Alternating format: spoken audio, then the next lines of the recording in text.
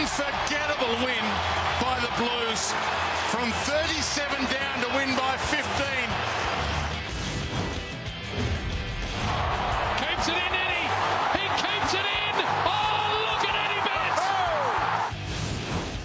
Goes in the De Goey direction. De Goey, Hibbert, De Goey, still De Goey, De Goey, De Goey, De Goey, goal!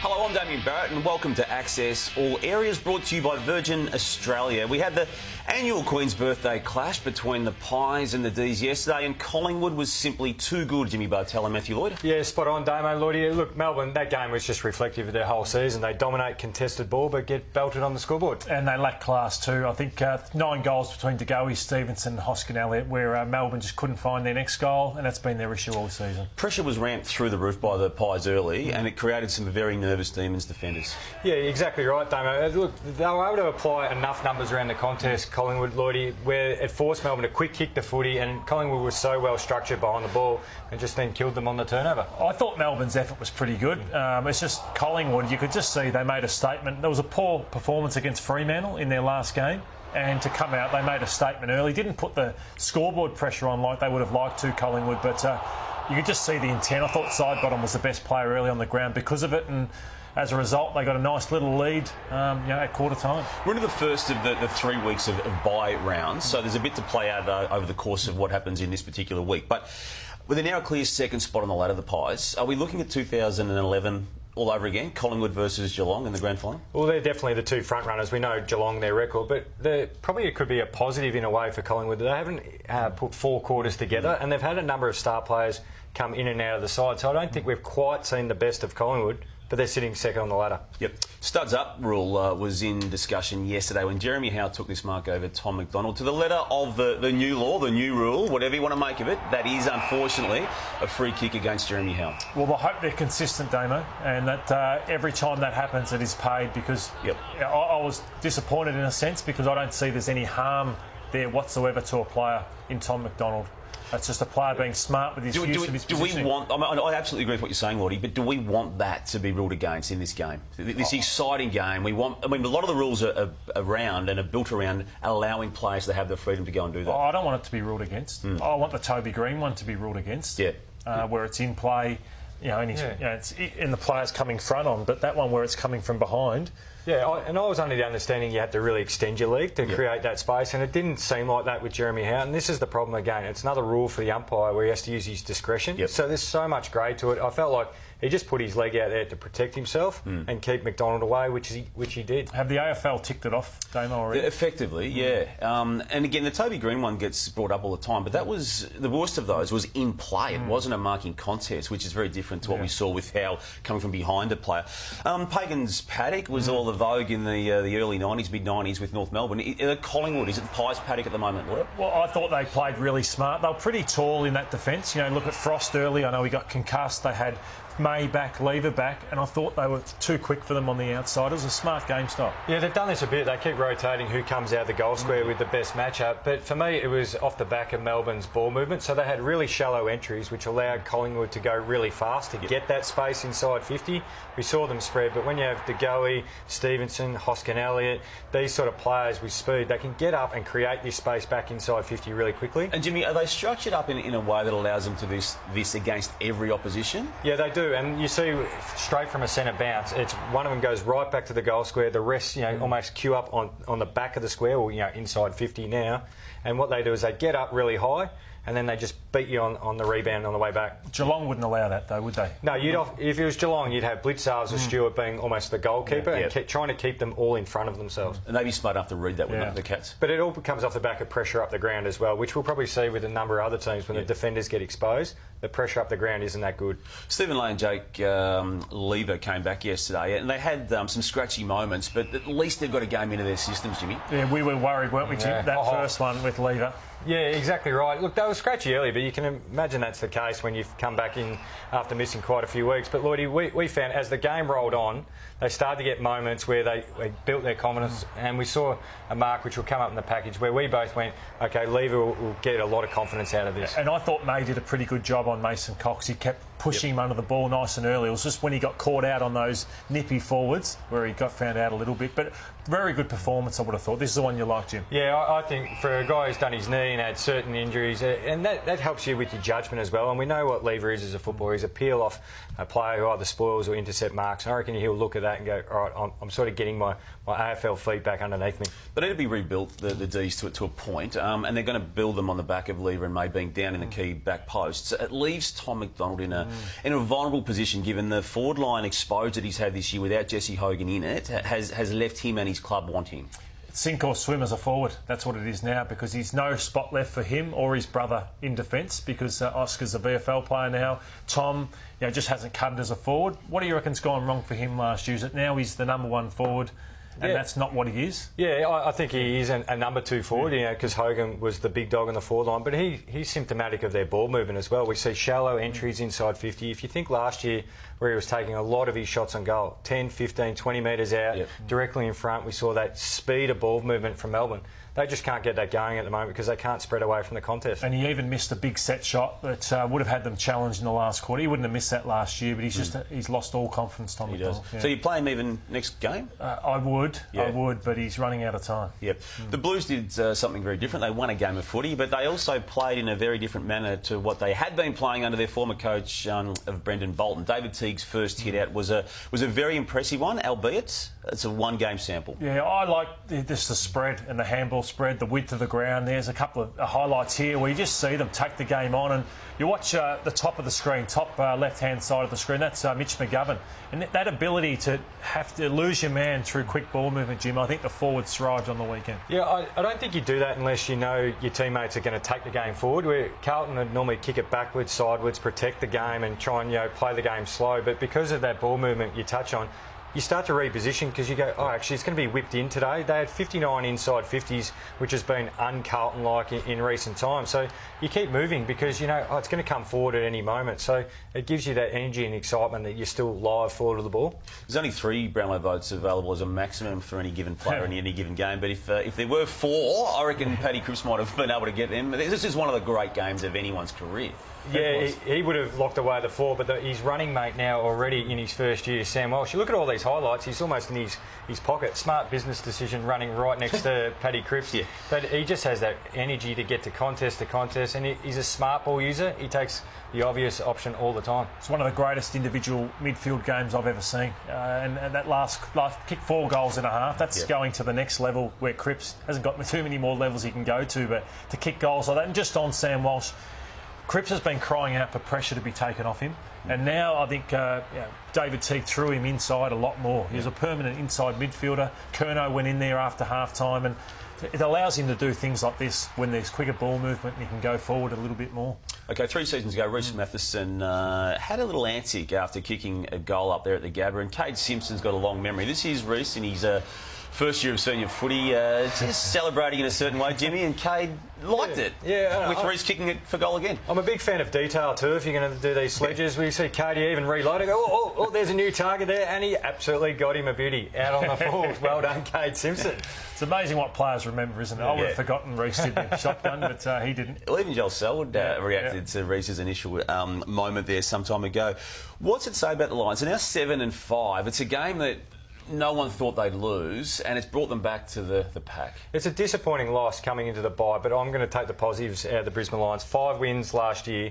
They go into the bye 7-5. Look, they were disappointing the way they played, being so many goals up. Carlton, full tick credit that they kept coming at them, but I'm still got a positive outlook on the Lions. I'm not locking them in the finals after that. Still? OK. Because the way Neil was shut down and no one else stood up for him, I think Zorko's got to improve and get better. I think that Jared Lyons, can you trust him for the rest of this season as the inside mid? So I just thought, I don't think Martin's going as well in the ruck. Archie Smith's really battling at AFL level, and so shut Neil down, which the rest of the competition would have seen, and there's big question marks on the Brisbane Lions. Their draw's OK though, Lotto. I'm prepared to give him that one Bad loss. Yep, without that's doubt. fair. The Crows, a couple of big moments late in the game against GWS, and they were celebrated in unique ways. Greenwood, who took a big pack mark, which we'll dissect in a moment, celebrated with his mum, or acknowledged with his mum, and as did Rory Sloane with his son, with that tattoo on his arm. Yeah, he's got a little tattoo there on his left arm of Leo, his son, and there was a lot of emotion in that game. Adelaide were up and about, and geez, they responded in a big fashion. They started the game really well. You thought the Giants were going to overrun them, but their last 5 minutes was sensational, Lloydie. On the back of old-fashioned big pack marks in the forward line. We'll take a look at a couple of them. And this is, you can see the scoreline, and you can see Tex managed to free himself of an opponent there and fly and take a big grab. Yeah, if you're going to criticise Tex, you've got to give him his dues too. And I think this is absolutely, you call it captain's mark, captain's goal, whatever you want. But the score, the time, the moment, the big contested mark, which he's been knocked for not doing in recent times. And then 5 minutes later, Hugh Greenwood as well. So big moments, big players come to the fore. And on the flip side of that, they'd be disappointed, the Giants. Jeremy Cameron kicks a goal, puts them in front, and then they had 2 moments there where the defenders had to go. Phil Davis didn't, Haynes the first time, and Sam Reid the second time. It's a loss that I don't think it's the worst loss because they're tough to beat over there, but still they'd be ruining that because Collingwood have got the jump on them again. They've got themselves back into this premiership mix now, the Crows, I reckon. I know they're just a little off the pace, but Eddie Betts has been reflective of what's happened here. Lordo, you, like a few others, were quite questioning of his ability to do things like this that he's been doing now for 15 years, but he seems back. Yeah, I thought Father Time had possibly caught up with the great Edward Betts, but not to be. He's as sharp as attack at the moment, and as I said, 24 goals now for the season. He'll kick another 50, and I didn't think that was going to happen at the start of the year, so I'll put my hand up on that one. The joy that an act like that brings is infectious, isn't it? Even got John Longmire to smile when one of his players, Buddy Franklin, after the siren, the game has already been won, and you can see what's happened there with the score, but he's a long way out, and he's done what Buddy often does, but with those press boxes and coaches' boxes, Jimmy, at the SCG, you can't see it. Yeah, you can only see half the ground, and this is some of the best footage you'll see. The Swans coaches' box, and look at the emotion from John Longmire. If you ISO cam, John. Yes, it's great when Buddy's up and about, and we mentioned Eddie Betts, the excitement he brings to the game, but also when Lance Franklin's kicking 5 goals from the pockets, he gets people on their feet. The best players provide the best moments for the fun too, don't Has they? there ever been a happier coach for a team that's 4-8? He's pretty content at the moment, isn't he, John Longmire, with what he's got in front of him? He's turning them around beautifully, isn't he? And he's got a job offer that will come from another club if he wants it, but he is contracted for next year. What the Swans did with Jeremy McGovern in terms of how they played him, the West Coast Eagles superstar, 3-time All-Australian full-back, but it's going to be something other clubs pick up on, Jimmy. Well, this is how you should play teams who play that zone defence where they like to roll back and watch the footy. Jeremy McGovern watches the play. So in all these, he hands over because the West Coast system allows you to hand over. Jeremy McGovern's been a 3-time All-Australian, so I back his judgment in. Look, they might have got it wrong here, but this is because you look at all these kicks coming in, there's no pressure on the kicker. So you can find that short pinpoint pass inside 50. That's what you have to do against the likes of West Coast. Lordy, you were critical of him, of McGovern. I'm critical because you have to adjust to the situation of the game. You can't just keep playing the way you want to play all the time. So he's got no Shannon Hearn in this game, who's important. He's got no Elliot Yeo, who would provide pressure up the field. So don't ask your ruckman, in this case Tom Hickey, to take Lance Franklin. He's not capable of that. Defend, lay off when the time's to lay off. But I would argue to both of you that you're criticising him there for doing what he wants to do. He won a grand final last year by running off De Goey and seizing that moment, marking it, and we know what happened with that chain of events after that. Damo, that's the situation of the game. You've got to know the situation of the game. So that's like saying to Dustin Martin, don't worry about defending, because in 2017 you just attacked. Richmond aren't the team they used to be. So you've got to bring back what you do to the circumstances. Tailor the act to the situation. Yeah, I think so, and that's what Jeremy didn't want to do that on the weekend. Yep. A couple of AFL issues which we'll go through quickly here. The score review system, we've now had 2 consecutive weeks of howlers, and look, they're going to introduce this bunker system, which I think is long overdue, and they will get it right, hopefully with a retired umpire looking at the actual football act and then someone who's very savvy when it comes to technology, hitting the right buttons. Is that the best way through here? Well, I haven't had a problem with the vision, the footage. I've had a problem with the decisions being made. So if you stick it in a bunker, if you stick it out on the concourse, I don't care where you put it, just make the right decision.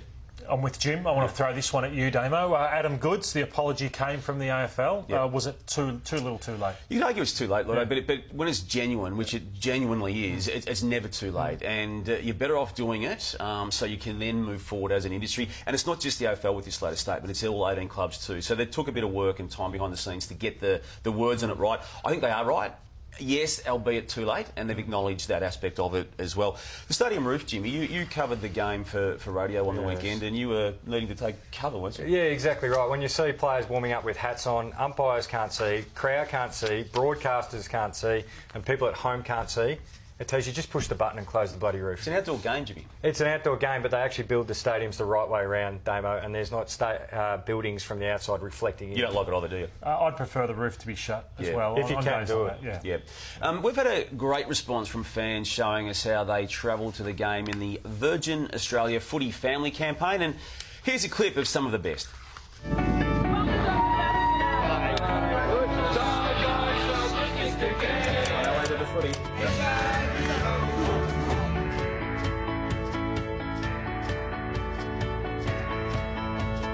And tell us how you and your footy family celebrate. Shoot a video or take a pic. And remember, a footy family can be anyone, a bunch of mates or whoever gets together with you to share your passion and love for the game. Go to afl.com.au/footyfamily for more details. And now that the Cats have a bye, it's time to take a good look at how exceptional they have been this season. They've lost one game of footy. They're the scalps that they've managed to accumulate over the course of the first 12 weeks, and that one game came against GWS in which they were 4 goals in front at one stage. I don't see any weakness at all in this team. Their backline's rock solid with all guys who can attack and defend. Their midfield's deep and good variety, and their forward line with the inclusions. They're applying as good a pressure as anyone. Yeah, spot on, Lloydie. You mentioned all areas. One, the best defence. They're attacking from all angles. And if you probably did the halfway point, you do this a lot. The All Australians, they've probably got 6 to 7 in that side, and spread across the ground. If you went Blitzarve, Stewart down back, Kelly, Ablett, maybe Duncan through the midfield, and then Hawkins and Ablett across the forward line. It's a pretty deep side. Is this every bit as good as the 07 team, Jimmy, which at the time was not celebrated the way it now is? Oh, it's certainly tracking that way. Obviously, they'll be judged a lot when it comes to September. We've seen the Cats have really good years and then not quite get over the hurdle in September. But they are shaping up really well. They'll be able to manage their players through the back half of the year as well. Access Big Ask time right now, and we'll start with you, Jimmy. If the Crows want Brodie Grundy, and they do, what would it cost them? And remember, they currently have pick 1. I think the picks won't be. It'll be a lot of money as well. I know the picks will help get it done, but it'll cost them a lot to get Brodie Grundy. Lordy, Cam Rayner, should he be dropped for the Lions next game? No, he's a future of the club. Don't drop him, but maybe a different role, half-backs at stages and also half-forward to mix it up a bit. To both of you, is bald-headed flog a legitimate reason to throw a fan out of the stadium? I don't think it is, but I don't like abuse of umpires as well. Yep, same thing. Yep, I agree. To both of you also, the Crows, 2 in a row and up to 5th. Are they still a premiership contender? Not quite a contender, but they'll play finals. Richmond, Geelong, Port, the next 3 games? I think, not a contender, but top 4. Lordy, this one's to you. At Port Adelaide, 2 returning stars came through the Sandful last week, Dixon and Wines. As we speak, the plan is for them to play Sandful again. Would you do that? I like that from Ken Hinkley. Not panicking for the short term and looking at the long term of 2 brilliant players for his footy club. And Jimmy, how cold was it yesterday in the MND slide? It was fresh. I'm still thawing out here. I'm in Neil Danaher's, when he was 17, played in the Ungary Premiership in 1978. That's the kid he wore, and he told me, come on, last quarter, 19th man, kick 3 goals to win the granny. I've just got one question, though. Is there an undergarment? There's a singlet there. That top's a little bit short for me, Lloydie. Boom. Good day by all. Thanks. That was a great day. Lordy, Jimmy, thank you. And next week we'll be back to our usual time on the Monday. Thank you for watching Access All Areas, brought to you by Virgin Australia. See you next week.